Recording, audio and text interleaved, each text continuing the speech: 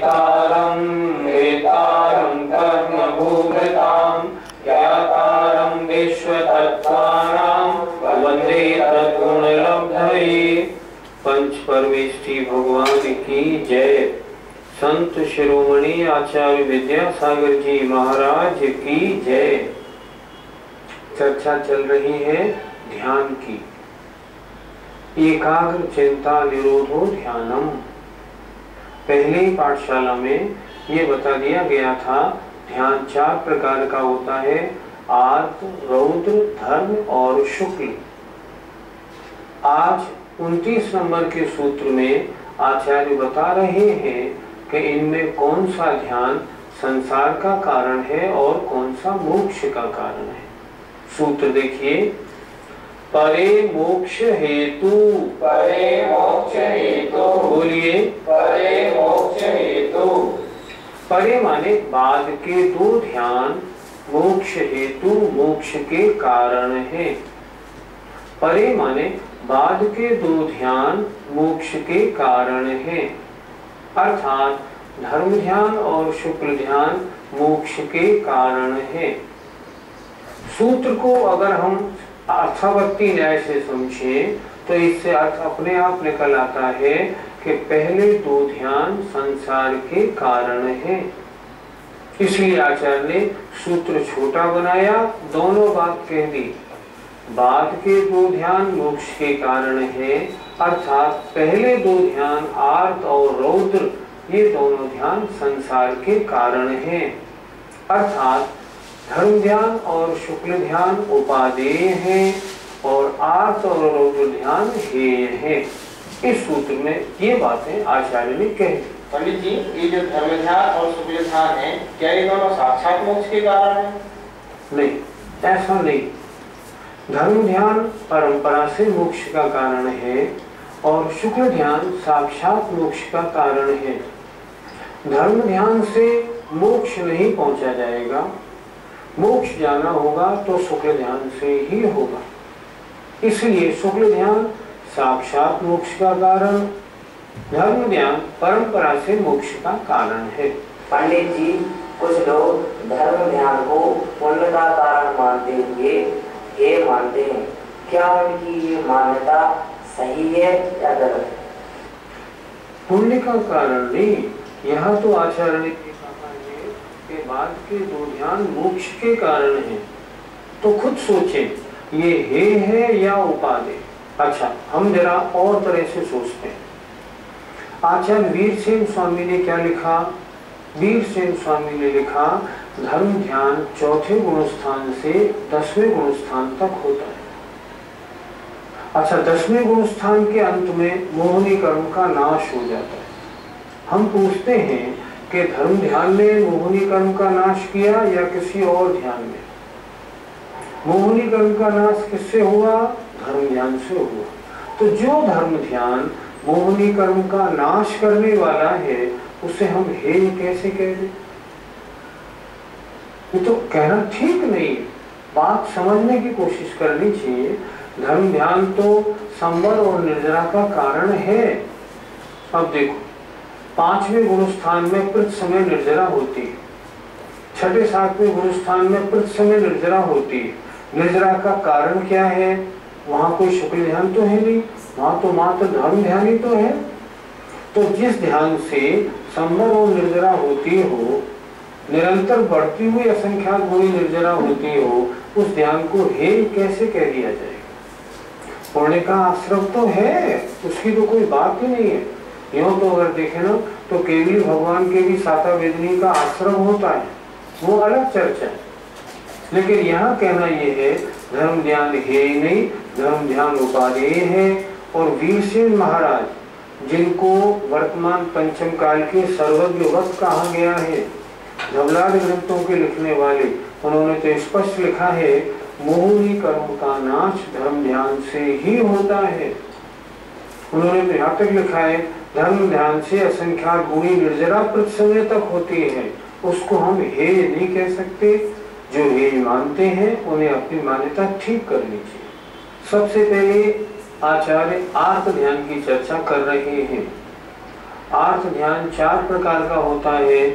इष्ट वियोगज, अनिष्ट संयोगज, वेदना विभव और निदान।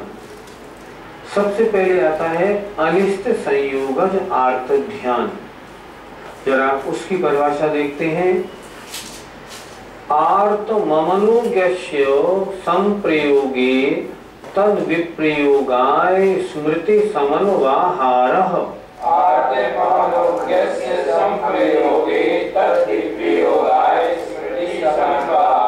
फिर बोलिए।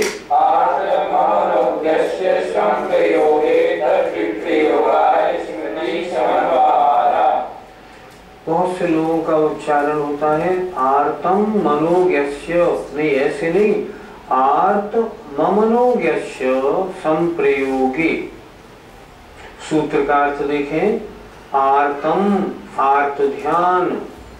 अब यहाँ से आ निकला, आर्तम कर दिया तो आर्त ममनोज्ञस्य में से आ निकल आया, अर्थात अमनोज्ञस्य। मनोज्ञ कहते हैं मन को अच्छी लगने वाली वस्तु, और अमनोज्ञ कहते हैं जो वस्तु मन को अच्छी ना लगे, जिसे एक शब्द कहा जाता है अनिष्ट वस्तु, जो हमको अच्छी नहीं लगती। तो अमनोज्ञस्य मन को अच्छी नहीं लगने वाली वस्तु के संप्रयोगे मिल जाने पर, प्राप्त हो जाने पर, तत् उसके विप्रयोगाय दूर करने के लिए, उसको अपने पास से हटाने के लिए स्मृति समन्वाहारः चिंतन का निरंतर बने रहना। अमनोज्ञस्य अनिष्ट वस्तु के संप्रयोगे मिल जाने पर तद विप्रयोगाय उसको दूर करने के लिए स्मृति समन्वाहारः, स्मृति समन्वाहार निरंतर चिंतन का बने रहना, इसका नाम अनिष्ट संयोगज अर्थ ध्यान है। देखो शब्द क्या हुआ, अनिष्ट संयोगज। अनिष्ट माने मन को अच्छी नहीं लगने वाली वस्तु के संयोग से, जा माने उत्पन्न होने वाला, ये अर्थ ध्यान है। उदाहरण से समझें, हम लोगों को बहुत ऐसे अर्थ ध्यान रहते हैं। मान लो हमारे मकान में कोई किराएदार आ गया, किराएदार ना तो मकान खाली कर रहा है और ना किराया दे रहा है। अब निरंतर परेशानी है, इनको कैसे निकालें। चिंतन निरंतर उसी का चिंतन रहता है।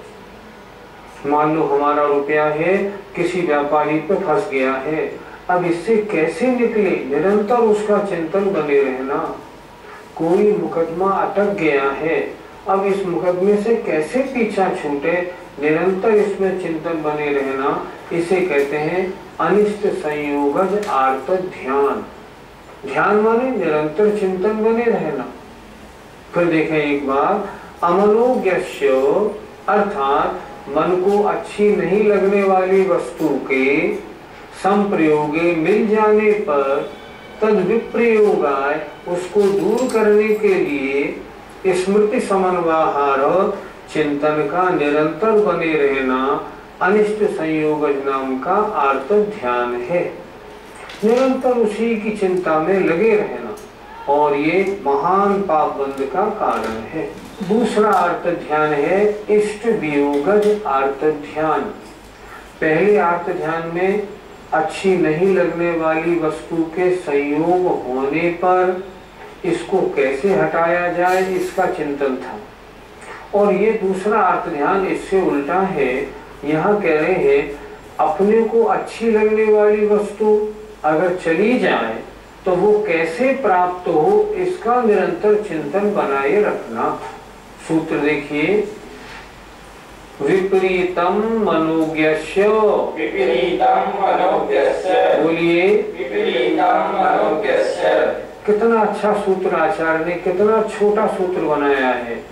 मनोज्ञस्य, मनोज्ञ माने मन को अच्छी लगने वाली वस्तु के बारे में, विपरीतम इससे उल्टा।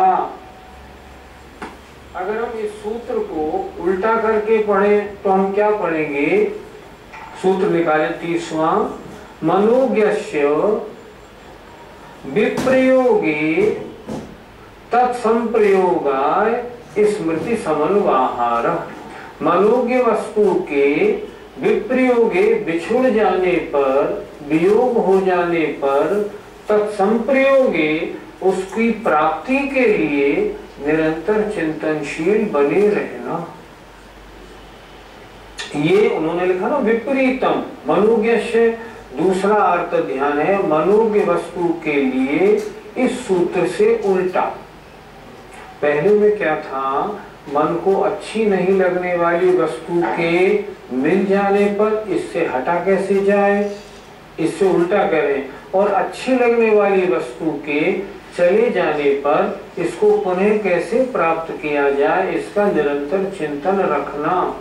जैसे मान लो फैक्ट्री में कोई मैनेजर है बहुत अच्छा, और काम छोड़ के चला गया, अब सारा काम खराब हो गया, अब ये दोबारा कैसे प्राप्त हो।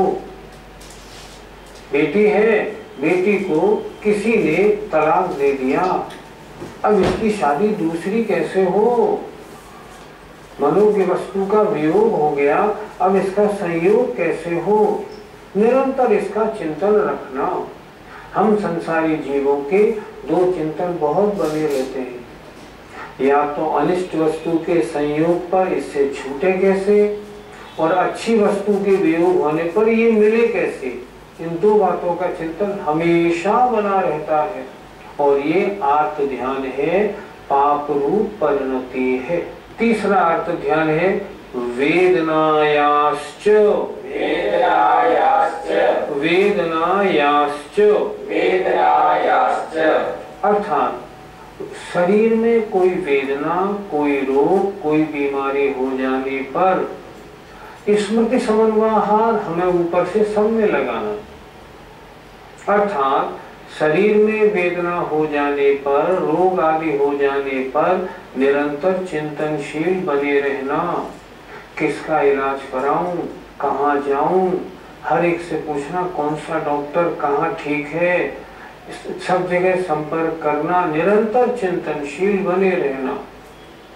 ज्ञानी क्या करता है, ज्ञानी क्या इलाज नहीं कराता, इलाज तो कराता है लेकिन बहुत निश्चिंत रहता है। ज्ञानी कहता है इलाज कराना और बात है, लेकिन जब तक असाता वेदनी का उदय है तब तक ये ठीक तो होगा नहीं, इसलिए चिंतन करके मैं अपने परिणाम क्यों बिगाड़ूं। मैं तो अपने परिणाम अच्छे रखता हूँ, निरंतर जैसे बने वैसे मैं इनके रोग के निदान के लिए कोशिश करता हूँ, लेकिन ये भी जानता हूँ ठीक जब होना है जब ही होगा, इसलिए वो चित्त में पीड़ा का अनुभव नहीं करता। हाय रे हाय में मरा, वो अनुभव नहीं करता। मरण की अगर बात भी उपस्थित हो जाए तो भी नहीं घबराता, क्योंकि वो जानता है जो लिखा है होगा, तो वो आयु कर्म जितना है उतना ही तो भोगा जाएगा। तो ये कौन सा अर्थ ध्यान हुआ, वेदना विभव, अर्थात वेदना से उत्पन्न होने वाला अर्थ ध्यान। अर्थात शरीर में कोई रोग बीमारी आदि हो जाने पर निरंतर उससे कैसे मुक्ति मिले, इसके चिंतन में लगे रहना। प्रश्न होगा ये तो हो ही जाता है, शरीर में मान लो कैंसर हो गई तो कैंसर होने के बाद क्या निरंतर चिंता नहीं रहेगी, नहीं रहेगी। ज्ञानी के नहीं रहती, अज्ञानी के रहती है, क्योंकि ज्ञानी उसका अपने को कर्ता नहीं मानता। कर्म उदय से होने वाली शरीर में व्याधि है, मेरा काम इलाज कराना है, ठीक मेरे करने से हो जाए ये थोड़ी हो सकता है, इसलिए वो निश्चिंत रहता है, पर इलाज भी कराता है, इलाज से पीछे भी नहीं हटता। तो एक तीसरा अर्थ ध्यान हुआ वेदना विभव अर्थ ध्यान। वेदना याश्च सूत्र में जो 4 है, इसका क्या अर्थ है? इसका अर्थ ये है कि ये न समझना अर्थ ध्यान दो ही तरह के विषयों में होता है, अमनोज्ञ मिलने पर, मनोज्ञ के बिछुड़ जाने पर। ये नहीं, वेदना संबंधी भी निरंतर चिंतन होता है और वेदना संबंधी भी अर्थ ध्यान है, इसलिए इन्होंने इसमें 4 लगाया। इस प्रकार 3 अर्थ ध्यान की चर्चा हो गई। अब चौथा जो अर्थ ध्यान है अब उसकी चर्चा होती है। निदानं च निदानं च। अर्थात चौथा अर्थ ध्यान निदान नाम का अर्थ ध्यान है। इसमें भी देखो आचार्य ने चा लगाया है, अर्थात निदान संबंधी भी आर्त ध्यान होता है। इसके बारे में भी निरंतर चिंतन बना रहता है और उसका नाम है निदान नाम का आर्त ध्यान। पंडित जी ये सूत्र में भी निदानम चा सूत्र पढ़ रहे थे, इसमें निदान शब्द आया, ये निदान किसे कहते हैं? निदान माने इस भाव में या पर भाव में सांसारिक भोगों की वांछा रखना। इस भाव में अगर सांसारिक भोगों की वांछा है, मुझे इतना बड़ा बनना है, ऐसी कोठी मेरी बन जाए, ऐसी गाड़ी मेरी आ जाए, ऐसा ठाठ मेरा हो जाए, निदान नाम का अर्थ ध्यान है। मरने के बाद मैं ऐसा ऐसा और ऐसा बनूं, इसका नाम भी निदान नाम का अर्थ ध्यान है। निदान माने इस भाव में या पर भाव में सांसारिक भोगों की वांछा करना निदान है और उस निदान को लेके निरंतर चिंतनशील रहना। मैं लखपति हूँ, मुझे तो करोड़पति बनना है, अब कैसे बनूं, निरंतर निरंतर उसी में लगे रहना, इसका नाम निदान नाम का अर्थ ध्यान है। पंडित जी हम लोग जो सुबह पूजा में बोलते हैं दुख खाओ कम्मक खाओ, क्या ये निदान में नहीं आता है? पहले निदान की परिभाषा सही करो ना। निदान की परिभाषा हमने क्या बनाई? इस भाव में या अगले भाव में सांसारिक भोगों की वांछा करना। आपने क्या वांछा की? दुख खाओ, मेरे दुखों का क्षय हो। भोगों की वांछा कहाँ है इसमें? कम्मक खाओ, मेरे कर्मों का क्षय हो। भोगों की वांछा कहाँ है बताओ? वो ही लाभो, रत्नत्रय का लाभ हो। सुगई गमनम, मेरा सुगति में गमन हो। समाहि मरणम, मेरा समाधि मरण हो। जिन गुण संपत्ति हो मध्यम, भगवान के गुणों की संपत्ति मुझे भी प्राप्त हो। इसमें आप ये बताओ, इसमें कहाँ लिखा है कि मुझे सांसारिक भोगों की वांछा है? नहीं, सांसारिक भोगों की इसमें चर्चा नहीं है। अगर ऐसा होता तो जितने मुनि महाराज भक्ति करते हैं सुबह दोपहर शाम, ये उसमें सब बोलते हैं, फिर ये क्यों बोलते? नहीं, ये नहीं, इसको निदान नहीं कहते। सांसारिक भोगों की जहाँ वांछा है ना, वे वहाँ माना जाएगा निदान नाम का आर्त ध्यान, इसमें नहीं माना जाएगा। गुरु जी तो निदान आर्त ध्यान कितने प्रकार का होता है? निदान आर्त ध्यान दो प्रकार का, एक प्रशस्त और एक अप्रशस्त। देखो, अप्रशस्त निदान, मुझे अगले भाव में नारायण का पद मिले, मैं राजा बनूं, मैं राजाओं की रानी बनूं। कुछ लोग ऐसे होते हैं जो रानी बनना पसंद करते हैं और तरह तरह के वैभव को पाने की इच्छा करते हैं। ये जो है ना, ये अप्रशस्त निदान है। जैसे कंस ने किया था ना, मैं अगले भाव में उग्रसेन के पुत्र बनकर इनका वध करूं। ये महान अप्रशस्त निदान अर्थ ध्यान है। और प्रशस्त अर्थ ध्यान का मतलब होता है मैं अगले भाव में मुनि बनूं, मैं अगले भाव में विजय क्षेत्र में पैदा हूं, भगवान शिवेंद्र स्वामी की दिव्य ध्वनि सुनने को मिले और फिर मैं मुनि बन के मोक्ष प्राप्त करूं। ये प्रशस्त अर्थ ध्यान। अगले जन्म में मुझे पंचमेरु नंदीश्वर के चैत्यालयों का दर्शन मिले, ये प्रशस्त अर्थ ध्यान। और अप्रशस्त, जो अप्रशस्त अर्थ ध्यान है, निदान अर्थ ध्यान है, वह सांसारिक भोगों से संबंधित होता है। और भी देखिए, मान लो हमारे मंदिर जी में से एक मूर्ति चोरी हो गई है, हम निरंतर चिंतित हैं अब ये मूर्ति कैसे मिले, इतनी सुंदर मूर्ति है।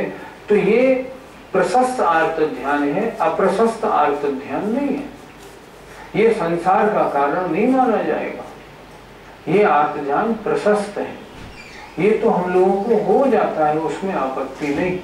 लेकिन अप्रशस्त भोग संबंधी अर्थ ध्यान कभी नहीं होना चाहिए। पंडित जी इसका मतलब हुआ कि प्रशस्त निदान को संसार का कारण नहीं मानना चाहिए।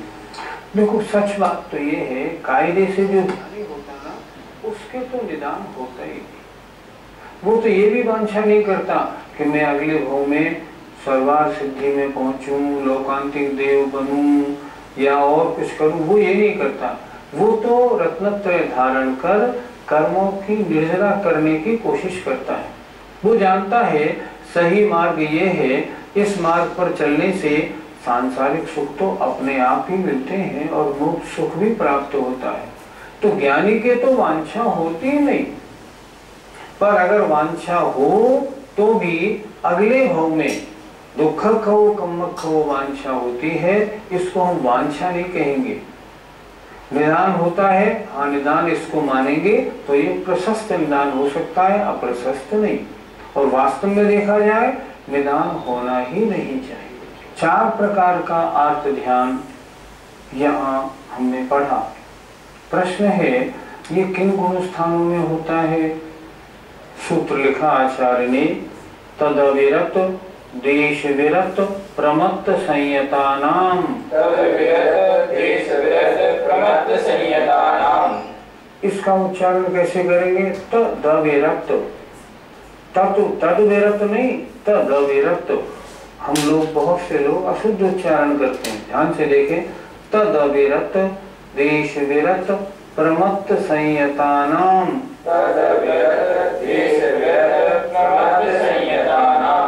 तत् वह आर्त ध्यान अविरत अर्थात 1 से 4 गुण स्थान वाले जीवों के, देश विरत देश वृत्तियों के, प्रमत्त संयता नाम और 6 गुण स्थान वाले मुनि महाराज तक होता है। फिर सूत्र का अर्थ देखें। तत् वह 4 प्रकार का आर्त ध्यान अविरत अर्थात पहले, दूसरे, तीसरे, चौथे गुण स्थान वाले अवृत्तियों के, देश विरत 5 गुण स्थान वालों के और प्रमत्त संयता नाम 6 गुण स्थान वाले मुनि राजों के होता है। पंडित जी, क्या मुनि राजों के 4 प्रकार के आर्त ध्यान होना संभव है? नहीं, मुनि महाराजों के निदान नाम का आर्त ध्यान नहीं होता, लेकिन मुनि महाराजों के अन्य 3 जो आर्त ध्यान है ना, जैसे इष्ट वियोगज, अनिष्ट संयोगज और वेदना, ये 3 प्रकार का आर्त ध्यान संभव है। जैसे मान लो संघ में अचानक अगर आचार्य का मरण हो जाए तो कितनी चिंता होगी। चिंता इस बात की होगी, इष्ट वियोग हो गया, अब अगला आचार्य कौन बनेगा, व्यवस्था कैसे चलेगी, अचानक इनका मरण हो कैसे गया। तो उस समय जो इष्ट के वियोग होने पर जो परिणाम होंगे ना, वो इष्ट वियोग आर्त ध्यान तो माने ही जाएंगे। अब मान लीजिए अनिष्ट संयोगज, संघ में किसी को नई दीक्षा दी गई और नई दीक्षा देने के बाद उन्होंने संघ में कुछ अव्यवस्था उत्पन्न करा दी, तो क्या होगा? अनिष्ट संयोगज आर्त ध्यान हो जाएगा। इनके आने से तो हमारी सारी व्यवस्था गड़बड़ हो गई, अब कैसे, अब क्या करें, क्या स्वाध्याय करें, कैसे अपने परिणामों को रखें, उसमें दिक्कत हो जाती है। मान लीजिए 2 मुनि महाराज हैं और दोनों मुनि महाराजों में मन मुटाव हो गया, तो अनिष्ट संयोगज अब पीछा कैसे छूटे, ऐसे परिणाम बन जाते हैं। ये तो हो सकता है, पर निदान जो है ना, इसके लिए आचार्यों ने लिखा है ये 5 गुण स्थान तक संभव है, 6 गुण स्थान में संभव नहीं। जी, 5 गुण स्थान वाले जीव हैं, उनके निदान आर्त ध्यान कैसे संभव है? आचार्यों ने लिखा है श्रावकाचार्यों में, अगर मान लीजिए कोई व्रती है, गृहस्थी है, 2 प्रतिमा 4 प्रतिमा धारी है, गृहस्थी में रहता है, अब वो चाहता क्या है कि मैं गृहस्थी छोड़ के और मुनि बन जाऊं, लेकिन अभी उसकी 2 बेटी शादी के लायक हैं और उसके पास पैसे हैं नहीं, तो क्या सोचेगा, किसी तरह से मुझे 10-20 लाख रुपए की प्राप्ति हो जाए तो मैं इन दोनों बच्चियों को निपटा के और मैं मुनि बन जाऊं। तो उसके निदान हुआ कि नहीं? निदान तो हुआ, लेकिन ये निदान भी उसका अप्रशस्त नहीं है, क्योंकि उसको भोगों की वांछा नहीं है। वो ये चाह रहा है इतना मुझे पैसा मिल जाए तो मैं इन दोनों बच्चियों को निपटा के और मुनि बन जाऊं। उसके परिणाम हमेशा कहाँ है? सम्यक दृष्टि है, व्रति है, उसका ध्यान हमेशा आत्म कल्याण की ओर रहता है, सांसारिक भोगों की ओर नहीं रहता। इसलिए निदान आर्त ध्यान पंचम गुण स्थान में होने में कोई आपत्ति नहीं। पंडित जी, शास्त्रों में मुनियों के निदान करने का उदाहरण तो पाए जाते हैं, फिर उनके छठे गुण स्थान में निदान कैसे संभव हुआ? जिन मुनि राजों ने ऐसे निदान किए, जैसे मान लो किसी विद्याधर की संपत्ति वैभव देख के ये निदान किया कि मेरी तपस्या या मेरा भी कोई पुण्य हो तो ऐसा वैभव अगले जन्म में मेरा भी हो। नारायण प्रतनारायण ऐसा ही करते हैं सारे निदान। उस निदान से क्या होता है, तुरंत वो अपने गुण स्थान से गिर के पहले गुण स्थान में आ जाते हैं। क्योंकि सांसारिक भोगों की वांछा करेंगे तो निकांक्षित अंग कैसे बनेगा? सम्यक दर्शन सुरक्षित नहीं, और जब सम्यक दर्शन नहीं तो गुण स्थान कैसे बनेगा? पांचवा छठा नीचे गिर जाते। इसलिए मुनि महाराज ने निदान किया और वह गुण स्थान नीचे आया। और ऐसे जीव ही नारायण प्रतनारायण बनते। एक विशेष बात और, जिन्होंने मुनि अवस्था में निदान किया वे अगले भव में चक्रवर्ती तो बन गए, अगले भव में देव बने, उसके बाद चक्रवर्ती बने, लेकिन निदान करके चक्रवर्ती पद प्राप्त करने वाले नियम से नरक जाते हैं। नारायण और प्रतनारायण का जो भाव पर्याय मिलती है ना, निदान वालों को मिलती है, और निदान वाले उसको पाके सब भोगों में डूब जाते हैं और नरक को जाते हैं।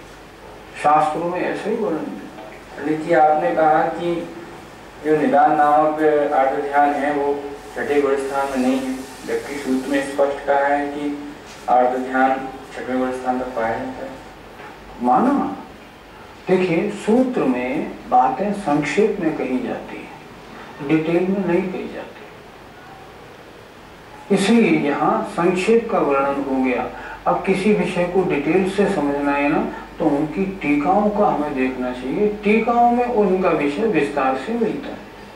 तो यहाँ तो उन्होंने सूत्र में लिख दिया, लेकिन जब टीकाओं में हम जाते हैं तो टीकाओं में स्पष्ट आचार्यों ने लिखा है कि निदान नाम का आर्त ध्यान छठे गुण स्थान वर्तियों में नहीं पाया जाता, पंचम तक पाया जाता है। एक होता है विषय सामान्य, एक होता है विशेष। सूत्र में सामान्य वर्णन है, जैसे यहाँ तीसरे और चौथे अध्याय में अधोलोक, मध्यलोक, उद्लोक का वर्णन है, वो सामान्य है। अगर आपको विशेष पढ़ना है ना तो त्रिलोक 7 त्रिलोक 29 से पढ़ो, यहाँ सारा विषय थोड़ी मिल जाएगा। इसी तरह निदान जो है ना, अन्य मतलब टीकाकारों ने पंचम गुण स्थान तक माना है, छठे गुण स्थान में नहीं, स्पष्ट मनाही की है। इस तरह आज हमने क्या पढ़ा? आज हमने पढ़ा ध्यान के 4 भेद में मुख्य रूप से आर्त ध्यान। हम जरा विचार करें, हम गृहस्थी लोग क्या आर्त ध्यान से ग्रसित नहीं है? हम सब लोग लगे हुए हैं। आज अधिकांश पुरुष वर्ग, हम कहीं भी शिविर लगाते हैं, महिलाएं आती हैं 100, मान लो 90, पुरुष आते हैं 10। पुरुष क्यों नहीं आते? सबको धन प्राप्ति, धन प्राप्ति, धन प्राप्ति का ही काम लगा हुआ है। 1 करोड़ हो गए, 2 करोड़ हो गए, फिर भी चैन नहीं पड़ती। खाने के लिए पर्याप्त हो जाने के बाद भी चैन नहीं पड़ती। चैन क्यों नहीं पड़ती? सब निदान आर्त ध्यान में लगे। हम भगवान के पास जाते हैं ना, वहां भी क्या कहते हैं, भगवान आज बेटे का ऑपरेशन है, इतना बड़ा घी का दिया चढ़ा के जा रही हूँ। क्यों जा रही हूँ? मेरे बच्चे का ऑपरेशन ठीक हो जाए, मेरा ये काम बन जाए, मनोती मानते हैं। ये सब क्या है? निदान है सब। ये आर्त ध्यान पुण्य बंध के कारण है, ये सब पाप बंध के कारण है। सांसारिक भोगों की वांछा कभी नहीं करनी। पाठशाला में सुनने वाले सबसे मैं निवेदन करूंगा, कुछ गांठ में बांधें। कभी भी किसी अच्छी वस्तु का वियोग हो जाए तो सोचें हमारा इनका इतना ही साथ था। पति का वियोग हो जाए, बेटे का वियोग हो जाए, बहू का वियोग हो जाए तो सोचे ना हमारा इनका इतना ही साथ था, इनकी आयु इतनी थी, दुखी नहीं हो। अगर कभी अनिष्ट वस्तु का संयोग हो जाए, मान लो बहू के बेटा हुआ और उसका अंग खराब है, पैर टेढ़ा है और कोई दिक्कत है, तो ये समझे मेरे पूर्व किए गए कर्मों का असर है।